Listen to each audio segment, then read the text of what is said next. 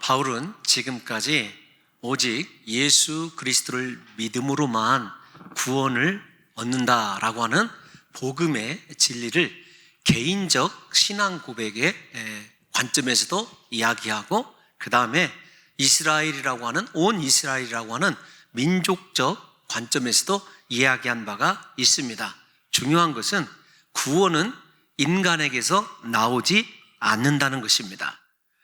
어떠한 인간의 노력이나 특별한 종교 행위로도 구원이 이루어지는 것이 아니다.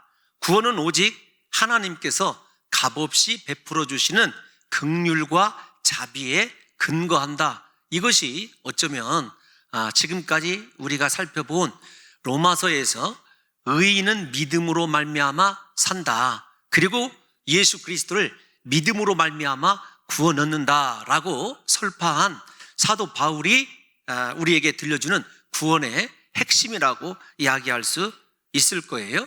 그 핵심을 설명하면서 조금 더 풀어서 이야기하면, 사도 바울은 하나님이 죄인된 우리와 화목을 이루시기 위하여 그의 아들 독생자 예수 그리스도를 이 땅에 보내주셨고, 십자가에 우리를 대신하여 못 박혀 죽게 하셨으며 부활하게 하셨습니다. 그리고 그 부활의 주님과 동행할 수 있는 믿음의 삶을 살도록 우리에게 성령을 허락해 주셨습니다. 이렇게 지금까지 강조하면서 우리의 구원에 우리가 한 일은 아무것도 없다, 인간의 공로는 없다, 오직 하나님의 은혜와 자비와 긍휼밖에 없다라는 것을 거듭해서 반복적으로 강조해 온 것을 보게 됩니다. 저와 여러분들이 오늘 이렇게 예배자가 된 것, 하나님의 긍휼하심, 자비하심 때문인 줄로 믿습니다.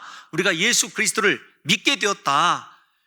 에베소서 2장 8절 말씀을 아마 10번도 더 우리가 함께 살펴봤을 거예요. 구원 하나님의 선물입니다. 믿음 하나님의 선물이에요. 우리에게서 난 것이 아니라는 사실을 알게 될 때에 진정한 신앙인의 모습을 우리가 하나씩 그렇게 이루며 살아갈 수 있거든요.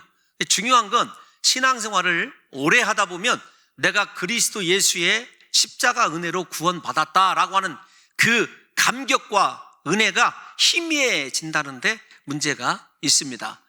오늘 저와 여러분들만큼은 이 설교를 통해서 영원토록 나를 구원하신 예수 그리스도, 그분의 은혜로 내가 이렇게 하나님의 자녀 되었다는 사실을 잊지 않고 늘 십자가의 사랑과 구원의 은총에 감격하면서 복음만을 우리가 말씀만을 쫓아가는 그런 삶을 살았으면 좋겠어요.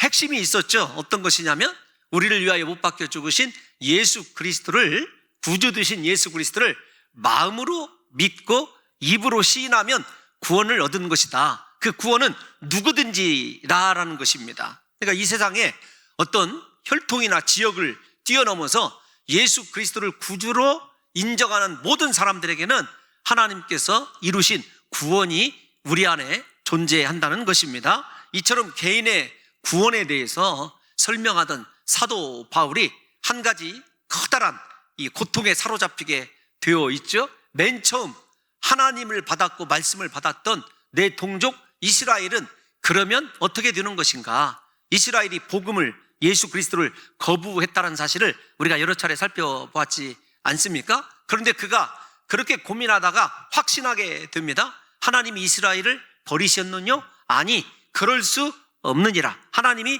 이스라엘을 구원해 내신다는 거예요.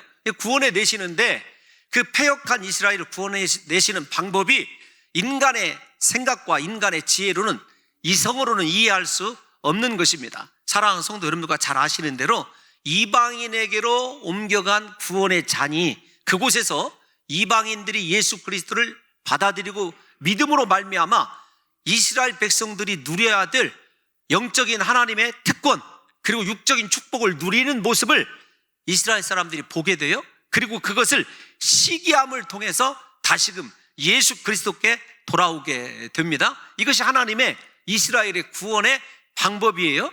이따가 살펴볼 하나님의 지혜요, 하나님의 지식입니다. 인간적으로는 앞에서 말씀드린 대로 이성적으로 논리적으로 이해할 수 없지만 하나님께서 그렇게 이스라엘을 구원해 내시는 것을 보게 돼요. 한 가지 문제가 있었죠. 어떤 문제가 있었느냐면, 그러면 이스라엘이 문자적으로 유대인이라는 사실 하나 때문에 구원을 받느냐, 그 문제 가지고 지난 시간에 우리가 함께 살펴보았어요.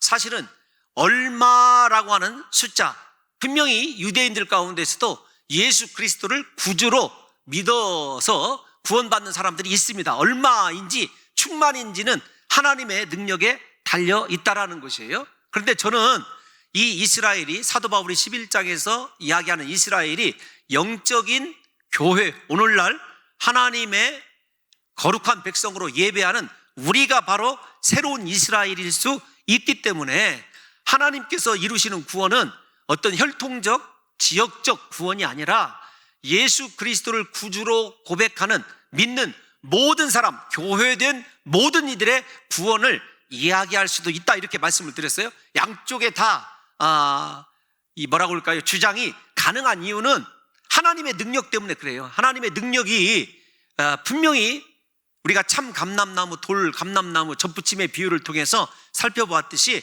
하나님의 능력이면은요, 전체 이스라엘뿐만 아니라 온 이방 사람들도 다 구원 얻을 수 있어요. 그러니까 구원의 핵심이 무엇이냐 하면 예수 그리스도를 믿는 것이 구원의 핵심인데, 그 예수 그리스도를 믿는 것이 전적으로 우리에게 달려있는 것이 아니라 하나님의 자비와 긍휼과 하나 더 덧붙인다면 능력에 달려있어요. 하나님의 능력이면은요, 여러분 불가능한 일이 없다는 것을 알기 때문에 사랑하는 성도 여러분과 제가 그것이 혈통적 이스라엘이 구원을 받느냐 얻느냐, 여러분 받지 않느냐, 이것에 집중하기보다는 오직 나 같은 죄인을 영적인 새로운 아브라함의 씨로 삼으시고 이스라엘로 삼아주셔서 구원을 이루어주시고 우리를 통하여 영광 받으시기를 원하시는 하나님의 그 은혜만을 좀 기억하시면서, 우리가 오늘 사도 바울이 드디어 그렇게 개인적, 집단적, 집단적이란 말이 딱히 옳지는 않지만 이스라엘의 구원까지 이야기하고 난 이후에 그 사실이 믿어지고 확인되기 때문에 올려드리는 하나님을 향한 경배와 찬양을 오늘 이 시간에 이제 살펴보게 된 거예요.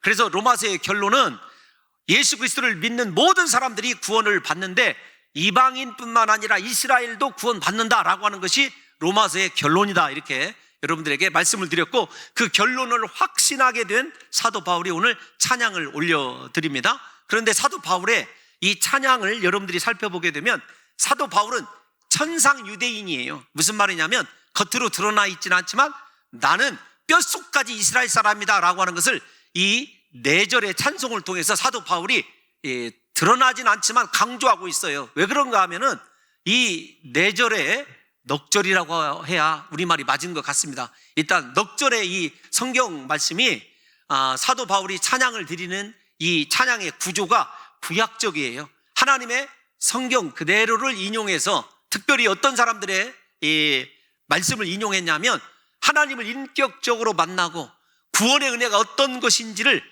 그렇게 확인했던 사람들의 이 찬양의 패턴을 사도 바울이 그대로 인용하는 것을 보게 됩니다. 이걸 통해서 제가 한 가지 소원이 생겼어요. 우리 사랑하는 성도들이 하나님을 찬양할 때 나 같은 죄인을 구원해 주신 하나님의 그 사랑의 확신, 그리고 앞으로도 나를 통하여 온 열방을 구원하실 하나님의 그 은혜가 두 눈으로 보이기 때문에, 확인되기 때문에 감사하고 감격해서 우리의 일생이 그렇게 찬양을 올려드렸으면 좋겠다는 생각이 들더라고요. 그러면서 제 자신을 좀 돌아봤어요.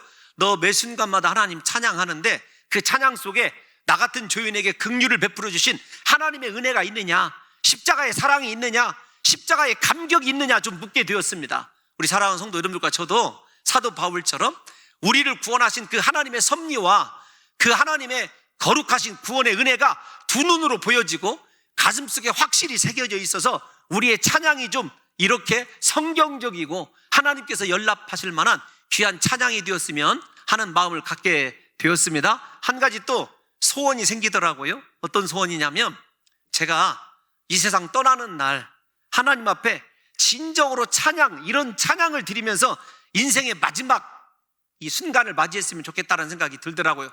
아이고 고통스럽다, 너무 힘들다, 이런 것이 아니라 하나님의 은혜, 나를 구원하시고 여기까지 인도해 주신 그 하나님의 그 은혜에 대한 감사뿐만 아니라 내 영을 저 하나님 나라, 그래서 우주적 구원을 완성시키는 하나님 나라를 하나님 품으로 이끄시는 그 은혜에 대한 확신 때문에 마지막 죽음 순간에도 고통이 아니라 슬픔이 아니라 하나님의 그 사랑이 이 뜨거워져서 찬양을 드리는 것이 제 어떠면 이번 주 이 말씀을 묵상하면서 드리게 된 기도의 하나 제목이기도 합니다. 여러분들과 저의 마지막 죽음의 순간이 감사요, 찬양이요, 확신이요, 지금까지도 동행해 주신 하나님의 은혜에 대한 새로운 도전이고 소망이시기를 예수님의 이름으로 축원합니다. 근데 이 찬양 33절을 보게 되면 먼저 두 개의 감탄사로 시작합니다.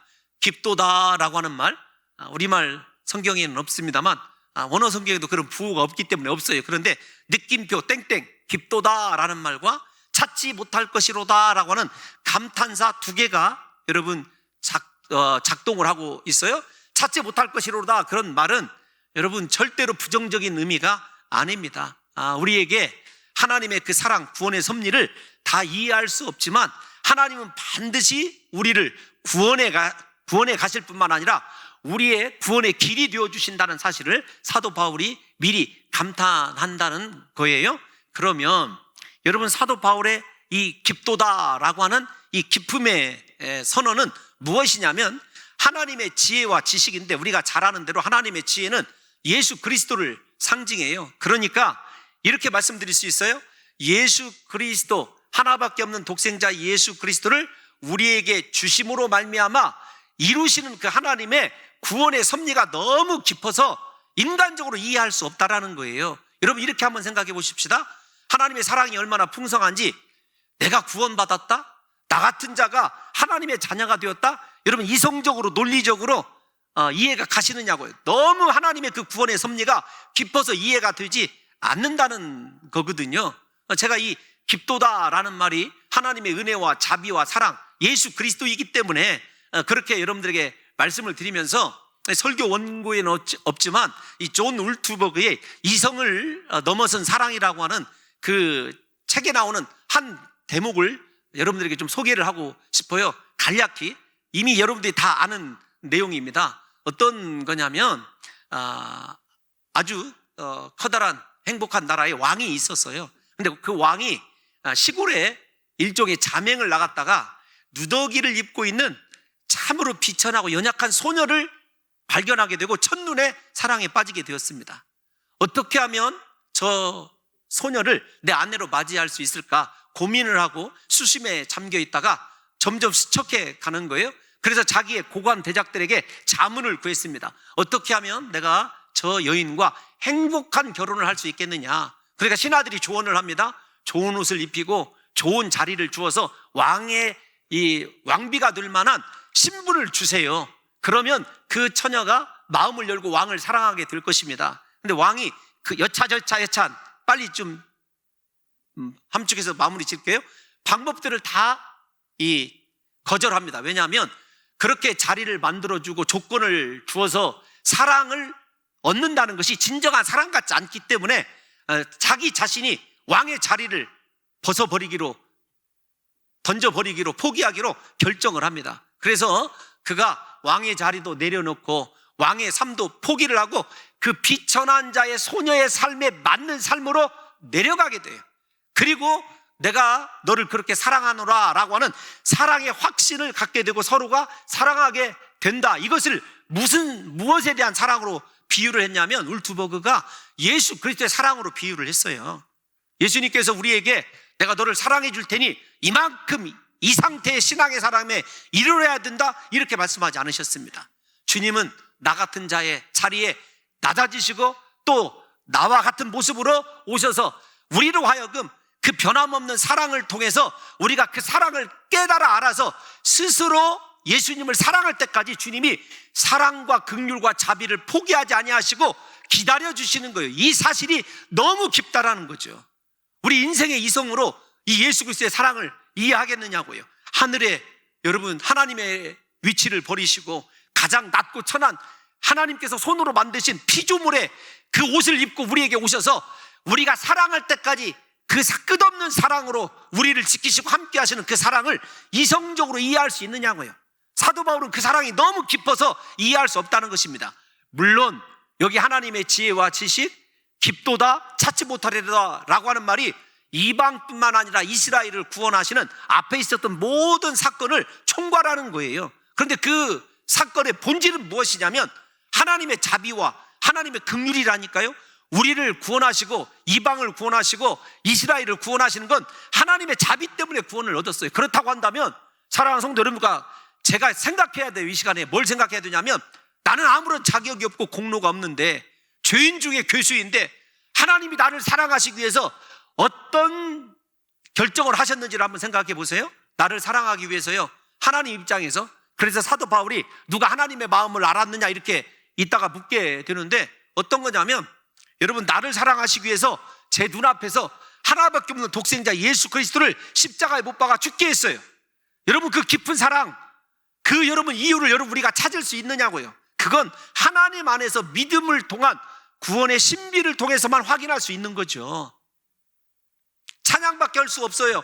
감사밖에 할 수 없음을 사도 바울이 우리에게 보여주고 있는 것 아니겠습니까? 저는 우리 사랑하는 성도 여러분과 제가 하나만 좀 생각했으면 좋겠어요. 어떤 것이냐면 하나님의 그 사랑, 나를 향한 끝없는 변함없는 그 자비, 우리 인간의 이성으로 이해할 수 없다고요. 우리가 생각할 때는 이게 정말로 어리석은 것 같은데 하나님의 입장에서는 지혜와 지식이 돼요. 대표적인 게 십자가 사건 아닙니까? 십자가가 인간적으로 볼 때는요 실패한 예수 그리스도 같아요. 그런데 아닙니다. 십자가에 못 박혀 죽으신 예수 그리스도는요 승리자예요. 죄를 제거하셨습니다. 십자가의 죽으심으로 사탄을 심판하셨어요.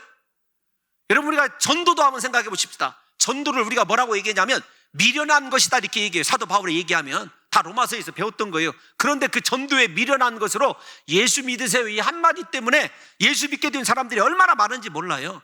십자가의 도가 고린도전서에 있는 말씀으로요 멸망당하는 자들에게는 미련한 것이에요. 그러나 구원을 얻은 우리에게는요 하나님의 능력인 줄로 믿습니다.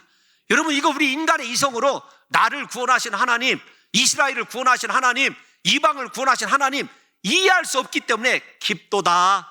그의 판단은 또 찾지 못하리로다. 헤아릴 수 없도다. 길은 찾지 못하리로다. 사도 바울이 그저 감탄밖에 할 수 없는 거죠. 우리가 이성으로 이해할 수 없지만 하나님이 우리에게 이루어주신 그 사랑을 감격으로 감탄으로 바라볼 수 있는 것은 다시 말씀드리지만 믿음으로 하나님 안에 있을 때만 이해가 아니라 확신으로 그렇게 다가온다는 것입니다.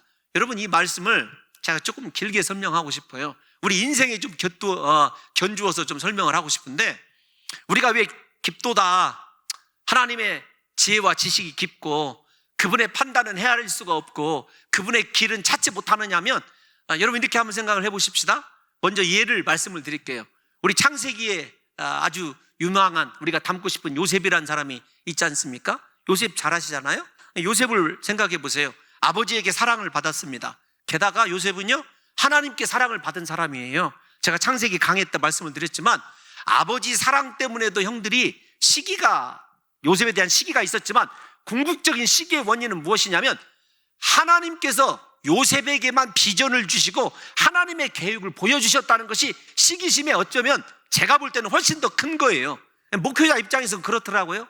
하나님이 저보다 더 사랑하는 목사 여러분 좀 바라보게 하면은요 은근히 마음에서 이거 나는 왜 이 모양인가 이렇게 생각될 때가 있어요. 여러분도 혹시 목회자가 아니더라도 여러분들보다 하나님이 더 사랑하시는 듯한 사람들 여러분 만나게 되면 마음속에서 나는 무언가 이런 생각 들 때가 있잖아요. 그런데도 불구하고 요셉의 세계를 조금 자세히 들여다보고 싶어요. 그렇게 사랑받았고 하나님이 비전을 주었으면 여러분 형들에게 죽을 고비를 넘겨서 요즘 말로 표현하면 인신매매 당해서 여러분 애굽으로 팔려가서 종살이 해야 되고 심지어는 그곳에서 억울하게 감옥에 갇히는 일들이 있어야 되느냐고요. 요셉의 입장에서 생각해보면 이유를 알 수가 없어요. 내가 왜 이런 고난을 당하는지, 내가 왜 이런 억울한 일을 당하는지 알 수가 없어요. 그런데 그 알 수 없음에도 요셉은 믿어요. 누구를 믿냐면 하나님이 이 순간에도 함께 하심을 믿고 있어요. 그런데 그 결과가 어떻게 되죠? 나중에 보니까 우리가 잘 아는 대로 요셉이 국무총리가 되기 위해서는 30이 넘어야 돼요.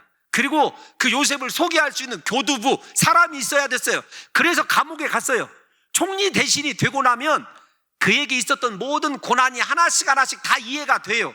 그런데 여러분 중요한 것이 무엇이냐면 그 당시 고난 당할 때 그때는 아무것도 알 수가 없어요. 그런데 요셉이 흐트러지지 않아요.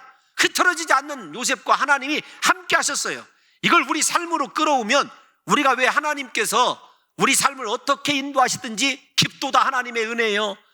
판단은 헤아릴 수 없도다. 하나님의 길을 찾지 못하리로다. 감사하고 찬양만 해야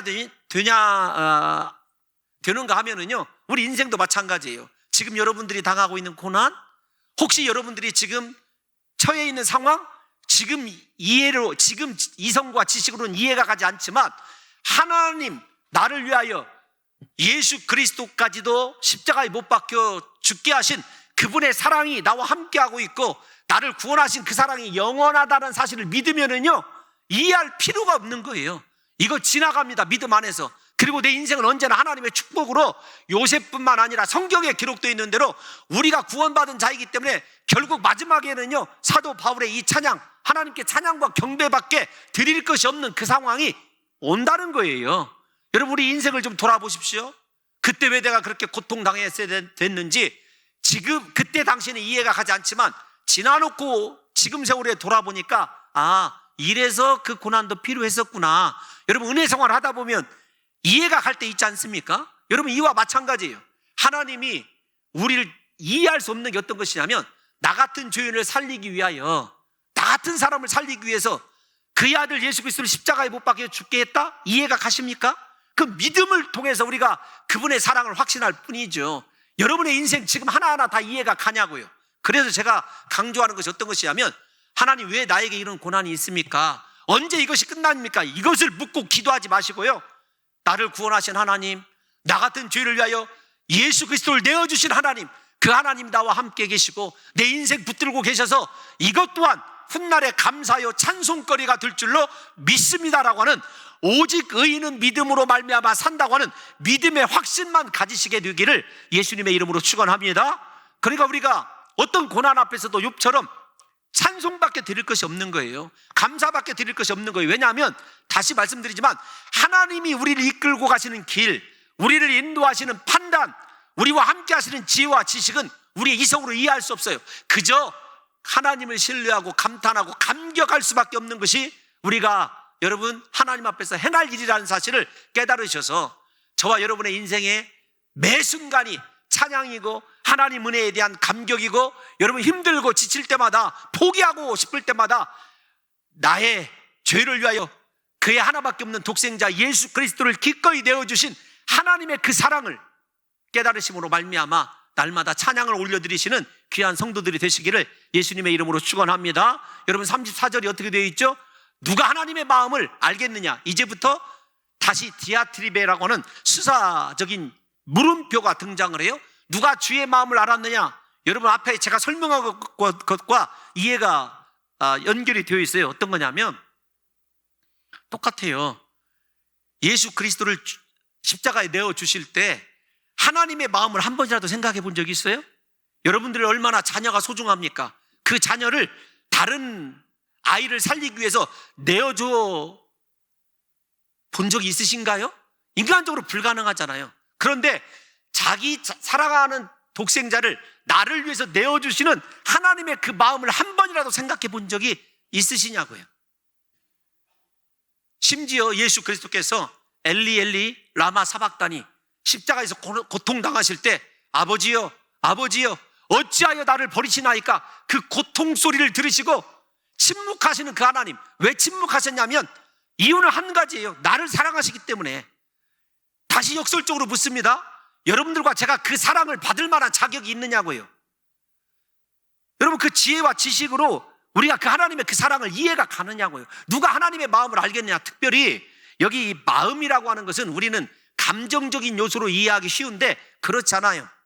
여러분, 성경에서 하나님의 마음, 그것은 이성적인 요소입니다. 감정으로 느낄 뿐만 아니라 이성적으로 그 하나님의 사랑이 확실하게 이해되기 때문에요, 어떤 유혹과 도전에도 흔들리지 않아요. 어떤 상처에도 넘어지지 않습니다. 어떤 시험에도 굴복하지 않아요. 그게 하나님의 마음을 아는 사람의 삶의 태도이죠.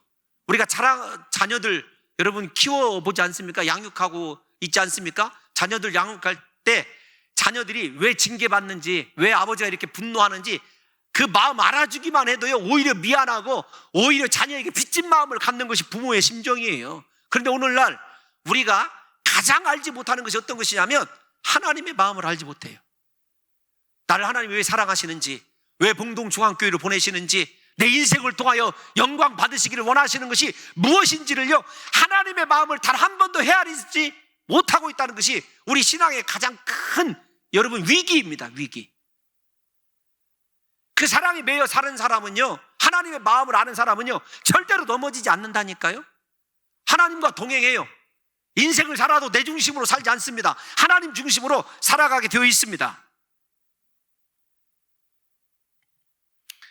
판단 또한 마찬가지 아닙니까? 하나님이 생각하시고 결정하신 모든 생각은요, 그분의 판단은 도저히 인간의 지혜와 지식으로 헤아리지 못해요. 그래서 내가 판단하려고 하지 마시고요, 사람도 그렇고 인생의 문제도 그렇고 내가 판단하지 말아야 되고요, 하나님께 맡기셔야 된다는 것입니다. 사랑하는 성도 여러분, 왜 제가 그리스도가 하나님의 사랑이라고 얘기하냐면, 한번 같이 읽어볼게요. 골로새서 2장 2절에서 3절 한번 읽어주시기 바랍니다. 시작. 이는 그들로 마음의 위안을 받고 사랑 안에서 연합하여 확실한 이해의 모든 풍성함과 하나님의 비밀인 그리스도를 깨닫게 하려 함이니 그 안에는 지혜와 지식의 모든 보화가 감추어져 있느니라. 아멘. 결국 지혜와 지식이 계속 그리스도의 사랑, 그분 안에만 있는 것이거든요. 우리의 삶이 그분 안에 있으면은요, 풍성하신 하나님의 그 사랑, 깊고 깊은 그 사랑을 확인할 뿐만 아니라 머리로도 충분히 이해할 수 있게 된다는 것이 사도 바울의 찬송의 결정적인 요소라는 것입니다. 여러분, 또 하나 좀 우리가 생각해 봐야 될 것이 있어요. 어떤 것이냐면, 제가 이 설교를 준비하면서 계속 반복되는데, 믿어야 되는 것, 제가 믿고 있는 것, 여러분들이 믿어야 되고 우리가 함께 믿고 있는 건 무엇이냐면, 하나님이 영원토록 나를 버리시지 않는다는 거예요. 예수 그리스도를 내어주신 그 하나님이 끝까지 나를 사랑하신다는 걸 우리 사랑하는 성도 여러분들이 좀 믿으셨으면 좋겠어요. 그래서 어떤 상황이 있었는지 다시 강조합니다만, 하나님의 사랑, 깊은 사랑, 하나님의 나를 인도하시는 그 섭리, 판단에 대해서 감사하시고 찬양하시고 받아들였으면 좋겠어요. 그것이 하나님의 마음을 알게 되는 성도의 삶이라는 것입니다. 여러분, 만약에 다윗처럼 인생의 목자 되신 하나님, 자신의 모든 것을 아시는 하나님, 과거와 현재 미래를 다 아시는 하나님께서 내 삶을 인도하고 계시다고 믿는 사람에게는요, 언제나 입술에서 이 고백이 나와요. 부족함이 없으리로다. 잘 아시는 대로 다윗이 시편 23편을 기록했을 때에는 가장 큰 고통, 고난 중에 있을 때였어요. 그런데도 그 고난이 이해가지 않아요. 왜 내가 이렇게 사울에게 쫓겨야 될지, 내가 왜 이렇게 내 아들 압살롬에게 반역당해서 여러분 도망해야 될지, 분명히 뭐 떠오르는 죄는 있지만 전체를 다 알 수 없잖아요. 그런데도 불구하고 다윗은 하나님이 목자 되시기 때문에 내 인생이 부족함이 없노라고 고백을 해요. 왜 그러냐면 이게 중요한 겁니다. 하나님에 대한 사랑을 알아요. 아버지가 어떻게 나를 사랑하는지, 나를 구원해 주셨는지를 알고 있기 때문에 그래요. 여러분, 이 안다라고 하는 단어, 우리가 하나님의 마음을 알아야 되지 않습니까? 사도 바울이 그렇게 이야기하고 있으니까 우리가 그 안다라고 하는 단어가 무엇인지를 신약으로 좀 다시 설명을 해드리고 싶어요. 요한복음 10장 14절에서 15절 말씀 한번 읽어보겠습니다. 시작. 나는 선한 목자라. 나는 내 양을 알고 양도 나를 아는 것이. 잠깐만요. 우리가 진짜 구원받은 백성이라면요, 야, 너 왜 그렇게 주저앉고 있느냐? 왜 그렇게 낙심하고 있느냐? 왜 그렇게 실망하고 있느냐? 왜 이렇게 시험에 들고 있느냐? 안타까워하시는 예수님의 마음을 알게 되어 있어요. 아니, 내가 진짜 예수님의 양이라고 한다면, 여러분, 우리가 사랑도 그런 것 아닙니까? 남녀간의 사랑도요, 진짜 사랑하게 되면 말로 가르쳐주지 않아도 알아요. 이거 이따 또 한 번 나옵니다. 근데 우리가 예수님을 믿는다고 하면서, 그분의 사랑을 안다고 하면서도요, 하나님의 마음도 알지 못하고 하나님의 계획도 알지 못해요. 다만 계획을 알지 못하는 걸 우리가 믿음으로 쫓아가면 되는데, 다시 15절 말씀도 한번 읽어주십시오. 시작. 아버지께서 나를 아시고 내가 아버지를 아는 것 같으니 나는 양을 위하여 목숨을 버리노라. 아멘. 하나님과 예수님이요, 우리를 통해서 아는 것 딱 한 가지셔요. 어떤 것이냐면, 저 아이가 그렇게 죄가 많고 허물이 많고 또 실패하여도요, 나는 저 아이를 위해서 목숨을 버려야 되는 것. 예수님이 아는 것 딱 한 가지예요. 우리를 향한 영원한 사랑이라니까요. 우리가 비록 실패하고 넘어져도요, 예수님은 언제든지 십자가에서 나를 위하여 또다시 못 박혀 죽으실 수 있을 만큼 우리에 대한 사랑이 변하지 않고 그것만 알고 계셔요. 그런데 우리가 그 하나님의 사랑을 알고 신앙생활 하느냐 이거죠. 그 사랑을 아는 사람은 하나님께 찬양과 감사와 경배밖에 드릴 것이 없다는 것입니다. 예수님을 목자로 의지하는 사람은 자신의 모든 것을 아시며 인도하시는 목자 되신 예수님의 마음을 그렇게 잘 알아요. 자신을 위하여 목숨을 버리시는 그 사랑을 확신하기에 어떤 순간에도 사람 의지하거나 세상 의지하지 않습니다. 그리스도 예수만 바라봐요. 그 사랑을 알면서도 우리가 만약에 어긋난 길로 가고 있고 예수 그리스도의 마음을 아프게 한다면 정말로 불효자죠. 불효자. 인간적으로 따지면.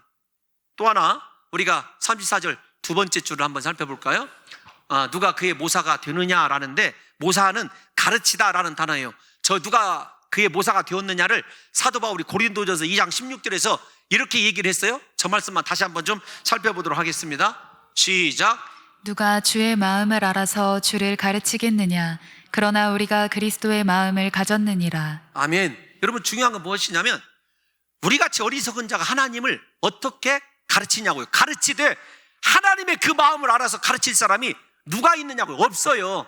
그 사도 바울이 있어서 하는 말이 아니라 우리가 예수 그리스도의 마음, 우리를 향한 언제든지 십자가에 못 박혀 죽으시는 그 사랑과 그 아버지의 그 아들까지 주신 그 마음을 아는 사람이라고 한다면 절대로 하나님을 가르치지 않는데, 가르치지 않는다는 것이 어떤 것이냐면 이런 겁니다. 하나님께서 요셉의 삶을 하나님 뜻대로 섭리해 가는데 하나님 왜 나에게 이런 고난을 주십니까? 언제 이 고통에서 벗어나게 하실 것입니까? 그 이유가 무엇입니까? 묻는 것 자체가 어리석은 거예요. 그것이 하나님을 가르치려고 하는 거예요. 왜냐하면 하나님은 나의 주인 되시기 때문에 내 인생을 그분의 의도대로 끌고 가요. 그러니까 어떤 것이 가르치는 거냐, 가르치려고 하는 거냐면 하나님께 원망하고 불평하는 거죠. 하나님, 나는 이 길이 더 좋아요. 하나님, 이 순간에 이거 내가 이루어져야 돼요. 하나님, 이거 내 계획 성취되어야 돼요. 그것이 하나님 앞에 하나님을 가르치려고 하는 거예요. 여러분, 우리는 하나님을 가르치는 것이 아니라 예수 그리스도의 마음처럼 십자가의 길을 가라고 하면 예수님처럼 순종하고 따라가면 돼요. 그게 진정한 믿음의 사람이고 하나님을 찬양하는 사람이거든요. 그래서 여러분들 이렇게 생각하셔야 됩니다. 내가 원망하고 불평하고 하나님 지금 이 길이 열려야 됩니다, 이 문제 해결해야 됩니다 라고 하는 것이 하나님을 가르치는 행위일 수, 교만한 행위일 수 있다는 사실을 깨달으셔서 오직 묵묵히 나를 사랑하시되 끝까지 사랑하실 예수 그리스도만 붙들고 그분 안에서 풍성하신 그분의 사랑, 그분의 지혜와 지식, 비밀인 그리스도 예수의 능력을 의지하시고 요동하지 마시고 하나님께만 감사하시고 찬양하시면서 주님을 신뢰하고 쫓아가실 수 있는 믿음의 사람들이 되시기를 예수님의 이름으로 축원합니다. 또 하나 우리가 더 나가서 이제 35절을 한번 읽어보겠습니다. 시작. 누가 주께 먼저 드려서 갚으심을 받겠느냐? 여러분, 이 말씀은 욥기서를 주님의 말씀을 사도 바울이 인용한 거예요. 저 말씀이 욥기의 2절 말씀과 이렇게 중복이 되는데 시간이 가더라도 좀 찾아볼게요. 욥기서 35장 7절 말씀 한번 읽어보겠습니다. 시작. 그대가 의로운들 하나님께 무엇을 드리겠으며 그가 그대의 손에서 무엇을 받으시겠느냐? 아멘. 우리가 얼마나 더럽고 추한 자인 줄 아시죠? 설령 의롭다 한들 우리가 하나님께 드릴 것이 무엇이 있어요? 그 의가 어디에서 나온 것이기 때문에 예수 그리스도의 십자가로 말미암아 우리에게 하나님의 의가 나왔는데 우리가 의롭다라고 의의 주권을 주장할 수 있느냐고요. 다 하나님의 은혜예요. 그런데 하나님께서 설령 우리가 의롭다 하더라도 그렇게 받으실 것이 없는데 우리가 하나님에게 우리의 손으로 드릴 것이 무엇이 있느냐고요. 또 하나 좀 살펴봅시다. 41장 11절 욥기예요. 시작. 누가 먼저 내게 주고 나로 하여금 갚게 하겠느냐? 온 천하에 있는 것이 다 내 것이니라. 여러분, 온 천하에 있는 것이 다 누구의 것이라고요? 하나님의 것이에요. 여러분, 우리 의롭지 않아요. 그런데도 우리는 어떻게 생각하냐면 내가 의롭다라고 생각을 해요. 내 손에 있는 것 내 것이라고 생각합니다. 뿐만 아니라 온 천하에 있는 거 하나님이 다 허락해 주셨음에도 불구하고, 그래서 내 인생이 하나님의 것이고 내 삶이 하나님의 것임에도 불구하고요, 우리가 하나님께 드려지는 인생을 살아가는 사람이 없어요. 다른 말로 쉽게 표현하면 예수님이 나를 위하여 십자가에 못 박혀 죽으시고 나를 위해서 생명까지 던져주셨는데 누가 하나님의 마음을 알아서 정말로 하나님께 기뻐하시는 거룩한 산 제사를 드리고 있는지를 여러분 생각해 봐야 한다는 것입니다. 이거 인간적으로 이해가 가지 않으면 아픈 예를 한번 들어드리려고 해요. 어떤 것이냐면 이렇게 생각하지 않습니까? 여러분, 사람들의 앞에서 내가 이렇게 충성한 사람이야, 헌금 한번 드려놓고 내가 이렇게 헌금 많이 했어, 내가 이렇게 기도 많이 하는 사람이야, 다 그것이 하나님 앞에서 부질없는 짓임을 알아야 돼요. 우리가 드리게 된 것, 헌신하게 된 것, 봉사하게 된 것 다 하나님의 은혜예요. 우리가 죄인임에도 불구하고 우리를 의롭다라고 인정해 주셔서 하나님께서 우리 손에서 영광 받으시기 위해서 취하신 것이에요. 여러분, 그거 생각해 보면 우리가 구원이 됐던 삶에서 우리 스스로의 주권을 인정하고 나의 나됨을 인정할 수 있는 것이 무엇이 있느냐고요. 없어요. 진짜 은혜로 살아가는 사람, 하나님을 경배하는 사람은요, 오직 십자가밖에 자랑할 것이 없고 십자가 은혜밖에 찬송할 것이 없는 거죠. 사도 바울이 이걸 구약적으로 그렇게 표현해내고 있는 것입니다. 그래서 진실로 하나님을 아는 사람은요, 드리고도 주님 내 것 드렸습니다 이렇게 얘기하잖아요. 뿐만 아니라 한번 충성해놓고 나팔 불지도 않아요. 은밀하게 합니다. 모든 행위가 하나님 앞에서 은밀해요. 그러나 중요한 것이 있어요. 나를 창조하시고 나의 주를 위하여 십자가에 못 박혀 죽으신 주님께서 나와 함께 하시고 지금의 내 모든 것 주장하고 계시고 내 인생을 받고 계시다는 사실을 한 가지만 확인하면서 살아가는 거죠. 여러분, 이것 위에 우리가 무엇을 하나님 앞에서 주장할 수 있겠느냐고요. 또 하나, 누가 주께 먼저 드려서 갚으심을 받겠느냐? 하나님과 거래하지 말으라는 거예요. 하나님 앞에 우리 스스로가 거룩하게 십자가 보혈 의지하고 서 있으면은요, 하나님 앞에 우리의 어떤 물건을 드리고 물질을 드리는 것이 아니라 우리의 삶을 드려야 돼요. 그래서 로마서 12장 1절이 그러므로 너희 몸을 하나님께서 기뻐하실 만한 거룩한 산제물로 드리라고 이야기하는 이유가 거기에 있어요. 어쨌든 그건 다음 주에 살펴볼 내용이니까 사랑하는 성도 여러분, 절대로 거래로 생각하지 마시고 내 생명도 원하시면 십자가 앞에 내어드릴 만큼 하나님의 은혜가 날마다 커져 있었으면 좋겠어요. 우리 삶에서 부디 주님이 나에게 무엇을 원하든지 하나님의 소원을 이루어드릴 수 있는 좀 깨어있는 성도들이 되시기를 예수님의 이름으로 축원합니다. 내 중심으로 신앙생활 하지 마시고 나에게 그 사랑을 베풀어 주신 하나님의 마음을 헤아려서 하나님 중심으로 신앙생활 할 수 있는 깨어있는 성도들이 되시기를 다시 한번 우리 주님의 이름으로 축원합니다. 우리는 하나님의 마음도 알 수 없고 그분의 판단도 헤아릴 수 없습니다. 그러나 나를 통하여 영광 받으시기를 원하시는 하나님이 계시다는 사실을 깨달으셔야 돼요. 우리 36절 마지막, 제가 참 로마서를 통해서 은혜 받은 말씀, 시작. 이는 만물이 주에게서 나오고 주로 말미암고 주에게로 돌아갑니다. 아멘. 여기까지만 일단 생각을 할게요. 지난주에 말씀드린 대로 저기는 세계의, 죄송합니다, 여러분들에게 곤란을 드리려고 하는 것이 아니라 우리 젊은 집사님들 생각해 보면 세계의 전치사로 이루어져 있어요. 모든 것이 from, 하나님으로부터 나오고, through, 모든 것이 그리스도로 말미암고, to, 하나님께로 향하고. 여러분, 이거 생각해 보세요.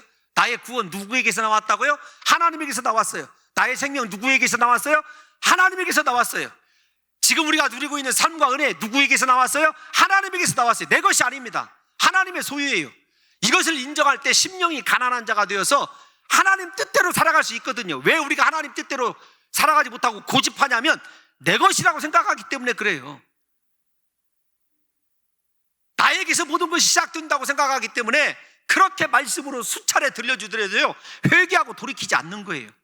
그런데 다시 생각해야 됩니다. 내 생명도 나도 주에게서 나왔어요. 내가 존재하는 것 주님으로 말미암아 존재하는 거예요. 하나님이 그분의 손에서 나 놔버리면은요, 인생 끝이에요.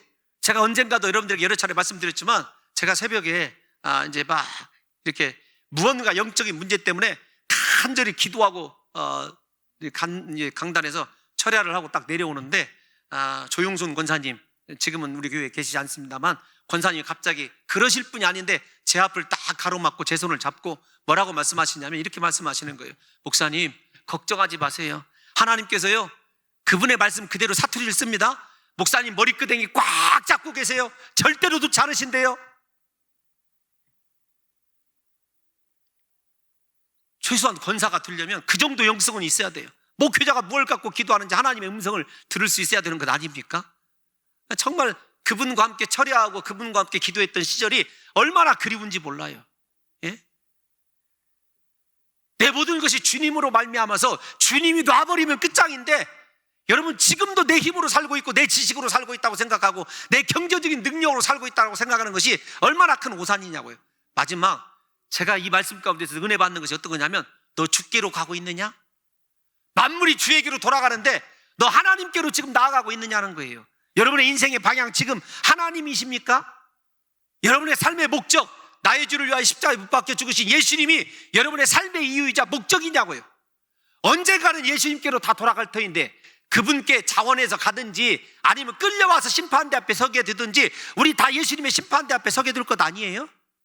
그렇다고 한다면 여러분의 삶의 목적이 지금 무엇을 위해서 살고 있고 어떻게 달려가고 있는지를 좀 점검해 보셔서, 이 로마서 실질적인 결론이 끝날 때 여러분의 삶의 방향이 예수님의 십자가이기를 원합니다.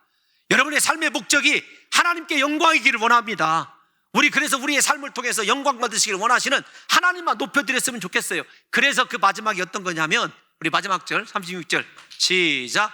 그에게 영광이 세세에 있을지어다. 할렐루야, 할렐루야. 우리의 삶이 하나님께 영광 되시기를 예수님의 이름으로 축원합니다. 여러분, 영광이 오직 하나님에게만 돌려져야 될 이유가 무엇이냐면, 그가 나를 만드셨고 그가 나를 자녀로 세워주셨고 자녀 되기 위해서 예수님을 주셨고 이 땅 가운데서 먹을 것 입을 것 쓰실 것 은혜 주셨고 자비 베풀어 주셨어요. 우리 삶에서 소유 내 소유다 나로 말미암아 시작되었다 주장할 수 있는 것이 무엇이 있나요? 하나도 없지 않습니까? 어떤 상황이 있든지 지금 힘들고 지치고 고통스러워도 하나님의 영광이요, 우리 인생 모든 것이 다 세세토록 하나님께 영광 돌려야 되는 이유가 여기에 있는 거죠. 오늘날 여러분 인생이 짓는 커다란 죄 가운데 하나가 어떤 것이냐면, 하나님의 영광을 도적질하는 죄예요. 내가 죽어져 있지 않기 때문에 그렇죠. 부디 이 예배를 통해서 이렇게 기도했으면 좋겠어요. 하나님, 내 인생이 하나님께 영원토록 영광 돌리기를 원합니다. 지금 힘들고 고통스러운 이 삶도 하나님의 판단 아래에 있으니 하나님께서 축복으로 바꿔주실 줄로 믿습니다. 여러분 모든 것이 영광으로 끝나게 될 줄로 믿습니다. 여러분 이런 신앙의 고백을 통해서 저와 여러분의 삶을 통해서 영원까지 하나님만 높임 받으시고 영광 받으시기를 예수님의 이름으로 축원합니다.